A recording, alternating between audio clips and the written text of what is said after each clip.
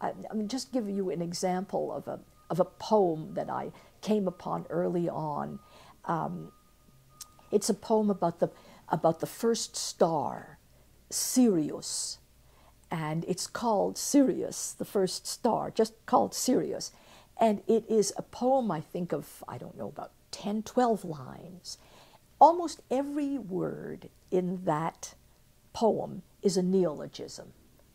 It's a word that he invents or that he creates, an amalgam of different words that he creates. And what is this little poem? And this is a poem that he wrote when he was, I think, about 30.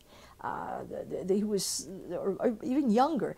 It's a poem where he makes this appeal to the first star in the firmament as me and you.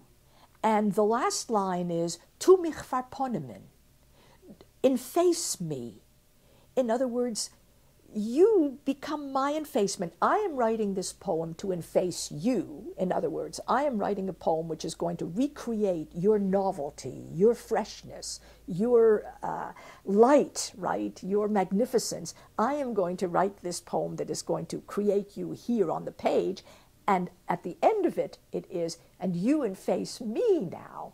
In other words, I see myself reflected in you. This is such a remarkable, I mean, you could say that it's a very light poem, almost playful in some ways, but there's a really serious impulse there. And I think that this impulse became ever more important in his life because when he was incarcerated in the Vilna ghetto with these 60, 70,000 other Jews, under conditions which were horrific to begin with and which became more and more unbearable and humiliating and oppressive and degenerative with the course of time, Sutzkever's idea of poetry not only remained intact, but became even more important because then poetry became literally the only thing that could surmount all of this indignity with which he is surrounded. And he writes about this. He has this very compelling little passage in one of his prose poems where the angel of poetry comes to him in the ghetto and says to him, if you can convince me, I will protect you with a flaming sword. And if not,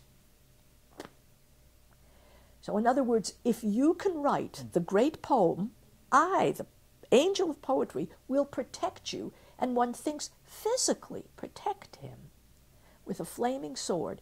But if you don't write me that convincing poetry, I'm sorry. You know, I owe you nothing.